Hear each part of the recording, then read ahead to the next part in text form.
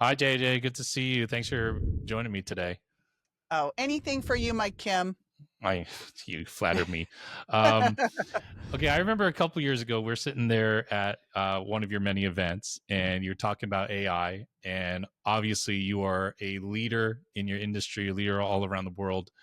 And you were talking about this virtual version of yourself and how you're using it to let your team communicate with you and pull ideas, and even your clients, your followers. You are on the cutting edge of this stuff. Was that a big hurdle to kind of overcome, or have you always been sort of tech and innovation forward? Well, first of all, I consider myself to be an early adopter, but really dumb in tech. So, so here's how it works. I hear about something. I think that is super cool. I'm a quick start. And then I think, who, in the words of Ben Hardy, not how, like, who's going to do this for me? And, when you look at all this AI stuff, the way I always think of it, Mike, is I really like to have the lights on. I don't know how to wire them or any of the other things. I just need to know where the light switch is, right?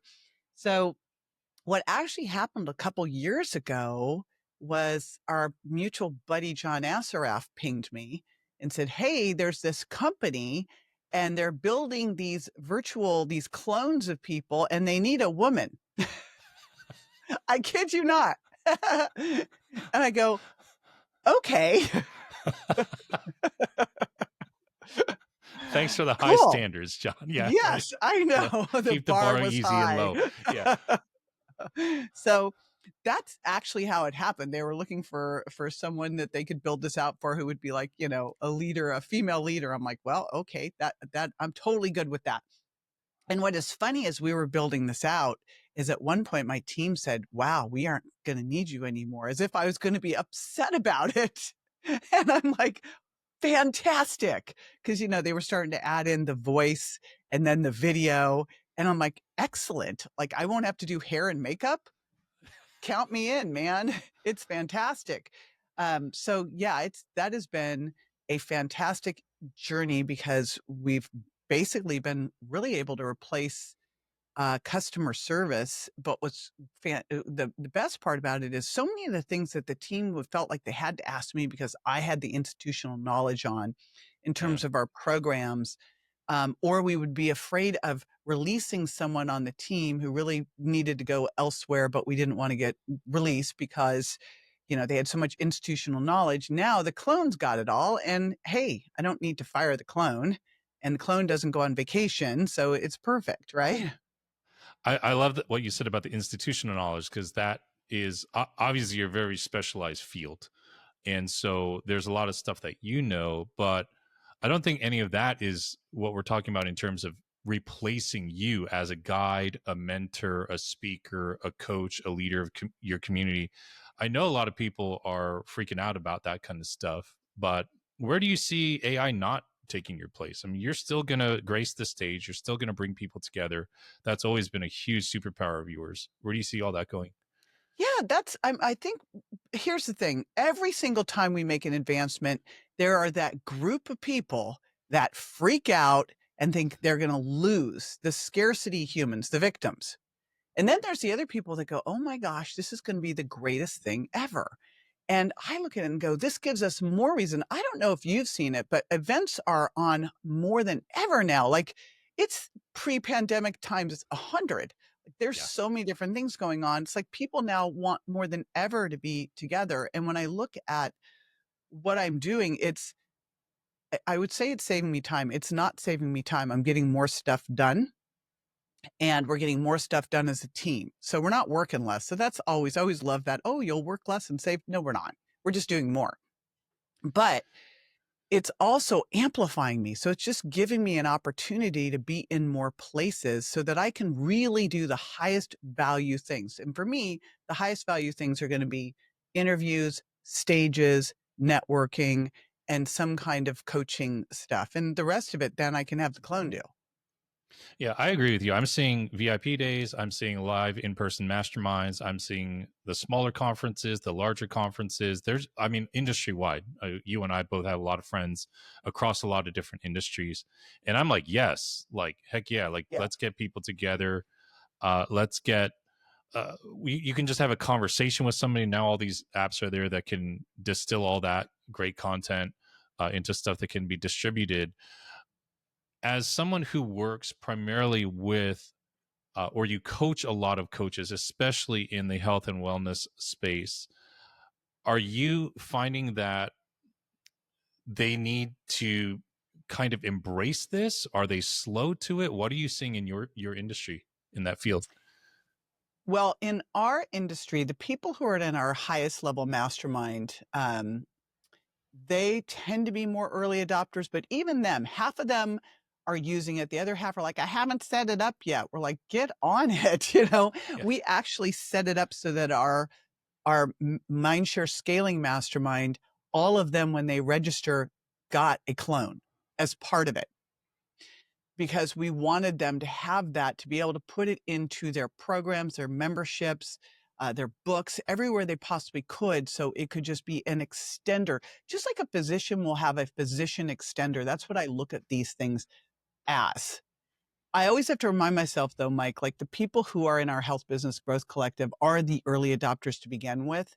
The majority of people, like literally, I was at a conference the other day and I was asking this doctor where he was spending the majority of time. He goes, gosh, I'm up every night, past midnight on PubMed doing research. And I was like, what? Have you heard of consensus? Like, are you kidding me? We just could take that time into about 5 minutes. Like, give me a break. So the most part, a lot of people in the health space tend to be slow to the table on these things. But what I'm seeing is such an unfair advantage on the people who are stepping into it and taking advantage of it. We also see people who understand that they should innovate, they can be fast movers, first movers. And you also lead so many heart centered people. And they're like, oh, I don't know if this, I'm not, I want to stay in touch with my clients, my patients, my mentees. This is real tough for me to kind of let go of that. How do you walk people through that? If you've seen that at all Yes. in your crew? Well, the reality is you're not. You're just having someone around to support them when you're sleeping. Like, that's the reality of it. Is, wouldn't it be great if there was a place when you had a burning question, you go, oh, I just woke up at 3 a.m. I have no business pinging anybody right now. And I really want to know the answer to this. I'll just have to wait till 7. No, you don't have to wait. Like, I've been reformulating all of my products in my Reignite Wellness company. And I have a group of really cool formulators. But what I have discovered is that actually between Perplexity and ChatGPT, I have even better formulators, and now I don't have to ping them and wait for like a day for them to get back to me. Like, it is amazing.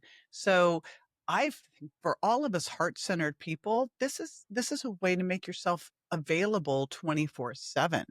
It's actually more substantial. And then any of the little stuff that really you shouldn't be spending your time with, they can get the information from your clone, from your just like they would before on the website, but it was so hard to find. And then you can spend the time with them for the important things.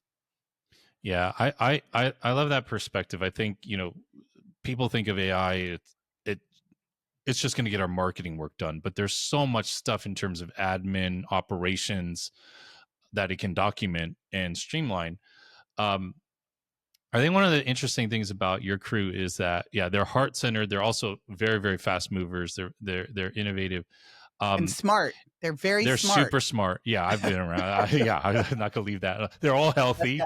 I got to say Yes. that too. Every time I come back Yes. from one of the events, I'm just like, man, I just got to get my ass in gear with my nutrition. I mean, I've gotten a lot better, obviously, but I um, hope so, Mike Kim. it rubs off. I've Okay. changed. Trust me. All right. Now, there has also been a shift, at least in the industries that I'm seeing, where it's business to business and it's leadership, that kind of stuff, where it's like they're moving away from online course stuff and to going into more events, right? I'm seeing more of that trend. But in your industry, courses are still really important. People want to be taken through a curriculum. There is so much noise, like curate it for me, right? Yeah. Reduce. all of the stuff that I have to learn. And sometimes, like you were saying, even if you're talking to an AI bot or whatnot, people don't even know what questions they should necessarily ask. Are you anticipating a shift in your field with online courses? Do you see that sort of kind of tapering downward, or do you still think that that's going to be a huge part? So I'm going to address one thing you didn't ask, but I think it came up and I just want to hit it and then talk Mhm. courses. I think that the most valuable thing that we are learning from AI is something that when you master this in life, it will change the whole trajectory of your life. When you look at the quality of your life, it really is based on the quality of your questions, right? And that's what AI trains you to do because the information you're going to get from AI is totally based on the information you put in. So the quality of the questions change everything.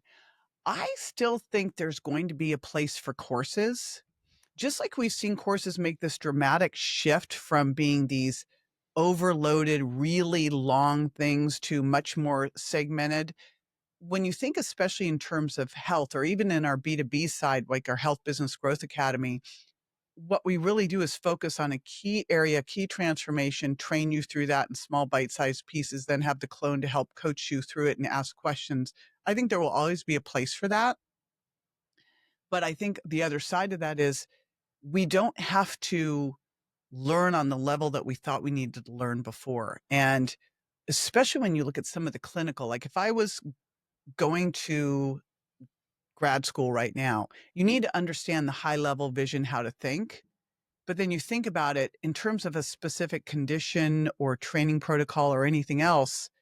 Once you understand the foundations and how to think and what the mechanisms of actions are and the pathways, you can get the most up to date with the research to back it by throwing it into chat. You could do that for lab tests. You can do like, so you look at that stuff and it's fantastic. And it will get you the nuances where you wouldn't have thought of like, okay, I've got a a training client with sarcopenia and osteopenia, and she's got a sprained ankle and she's got a lordotic curve, and what exercises we can do that will help her get better, not hurt her, right?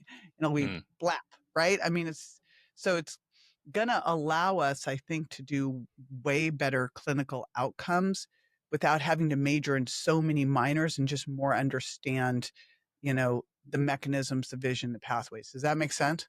Yeah, absolutely. I saw a lot of that in my own personal life. We just caught up right before we hit the record button.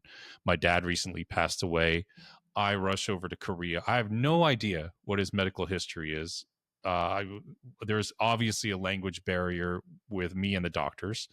My dad can't talk anymore because he suffered a major stroke. So I'm just there, a whirlwind, trying to figure out what's going on, and they're just reading me things in a language I don't speak Korean well. I speak just about as well as you do. You might be better because you've been more there more I in can say recent years than I. bulgogi. Yeah, and that is a good food. Um, and I'm just like dumping this stuff in, just trying to get clarity. And then I realized after the whirlwind sort of settles down and I really understand what's going on, I'm like, oh my gosh, this tool is allowing me actually to be way more present with my dad. My sister flew over there with me. She hadn't seen him in 25 years. And Wow. tough Wow. relationship with Hmm. us and our dad. But we went over there, did the right thing, right? We're with him, got to talk to him. And I'm like, thank God for AI. We were able to move through that present, grounded, intentional, um, spending our time with him and with each other and not trying to translate things Yeah. and figure out what was really going on. And also really getting a real honest assessment of what's going on. So that's very real to me. What you said about that, and I have realized that I've learned to ask better questions the more I've used it. I'm conversing with it like I feel like Tony Stark when he talks to the AI in all the You're like the Marvel movies. Korean Just Tony Stark. yeah, thank you. I don't fly. I got to ask you this because Well, ask ChatGPT what you need to do to be able to fly. right, yes, that is also true. Okay. Um, I want to ask you this, especially given our audience here, your main audience, I know you coach a lot of different people, but over the years you've written a number of best-selling books. I'm super curious what you think is going to happen to books, if anything at all. Do you see them becoming more valued as AI rises? Do you feel it's going to taper off? You have so many authors in your network, your coachees, your mentees. What do you see with? I know you're working on one right now too. I am. I was like W- going, boy, this is Yeah, a timely yeah, question. yeah. Hopefully Where do you nothing see in this the going? next year. Gosh, books are still such a great, concise way to have what you need in front of you.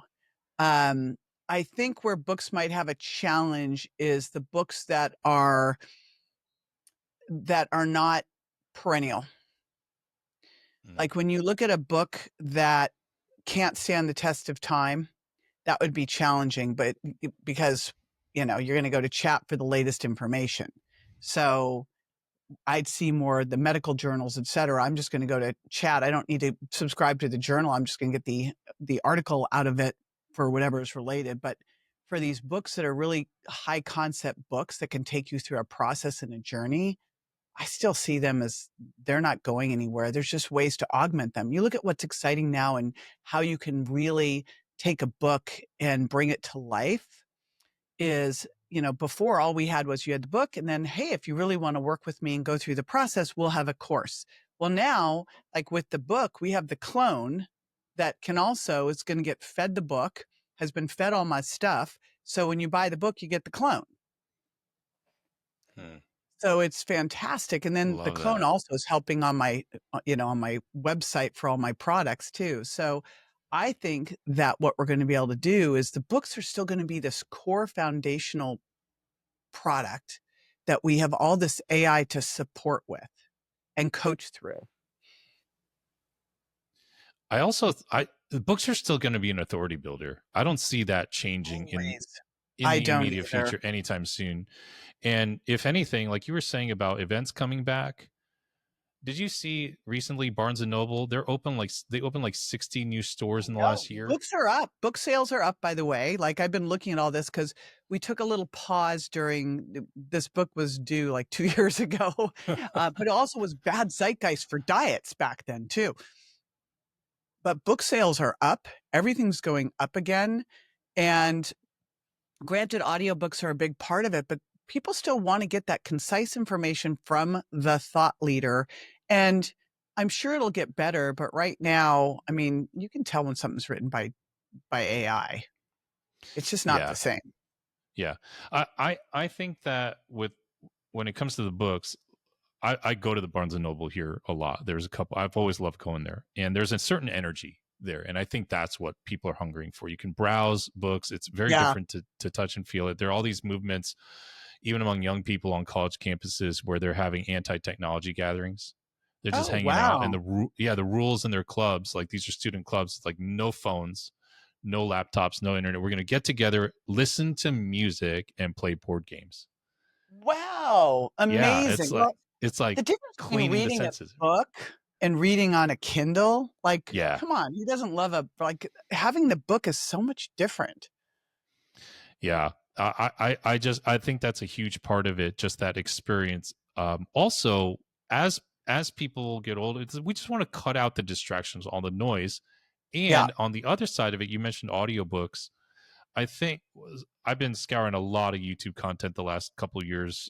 I'm just fascinated by it as a medium, and I'm seeing the rise of what the kids call video essays, which are essentially really well written scripts, like chapters in a book, overlaid with imagery, because people just Mm. leave the TV running in the background, and you feel it when there's some like real old classic books that have older than the copyright law, so they're open domain, right, public domain, and you can tune into like Think and Grow Rich by Napoleon Hill. I was just gonna say Napoleon Yeah. Hill, like his keys to there's the keys. What are those Yes. keys again? Yeah, Like, yeah, yeah. Oh gosh, I forget, it was something keys, yeah. And yeah. you can turn it on YouTube, someone's uploaded it all, and it's just the cover of the book, a static image. And then you'll find some young creator who has basically taken the audio track and put it to moving images with AI. And it's just so much more immersive. And then they'll Yeah. even put the subtitles. And I just think that that's how people are going to continue to consume books. It might look a little different in the way that audiobooks and Kindle work, because I'm sure people like riled up about that when that technology came out. But the point is, the information's still out there. It's getting out there. It's becoming more conducive to the way that we digest information. But I think that also begs the question, or showcases what you've done so well and what you teach so many people to do, is to build on the power of your personal brand. Even if you have content that is taken from your clone, institutionalized knowledge, whatever it is, you put the name JJ Virgin on the cover, that carries still so much more weight, maybe even more, because people will trust JJ put in the work to make sure what I'm opening between these pages is really, really what she believes and is true to her. And that's why I That's really think AI is an amplifier. It's not a replacement. That is the most important thing. I think this is the time to double down on your personal brand. Double down on what you stand for, the hill you die on. I believe in a world where, all of that stuff becomes so important. It's what we're teaching this year at Mindshare Summit is in the world of AI, we call it superheroes rise, that this is the time mhm. to step in and be the superhero of your business, to really be bold in what you say, to really have a clear voice, because that's what, people can't copy that. They'll be like, oh, you're copying, JJ Virgin, or, oh, you're copying, Tony Robbins or whatever. Like it looks ridiculous. So be your person, own it. And then you use AI to amplify it, but you'll still create this. Like I spend a lot of time doing two things: researching, like every day I'm reading research, and every day I'm working on some content. Those two things, right? And then the team can take those things and create a lot of content from it, but it's still coming from me to start. Yeah. And also, obviously, on a final note, you can't outsource your health. You can't have it work out for you. So all those people who Gosh, are worried if about I it, could you're figure always that going to have out, man. yeah. Oh, and all Although the right. Well, biohackers would tell you that you could. yeah, they will. They will. Yeah. I'll leave that to you, and I'll trust what you say. All right. Thank you so much. Thanks for spending some time with me here today and just sharing your thoughts. It's so insightful, so interesting, and you're still better than your clones. So thanks for joining me today. Well, thank you very much. This was my clone. We'll see. All right. Love you. Be well.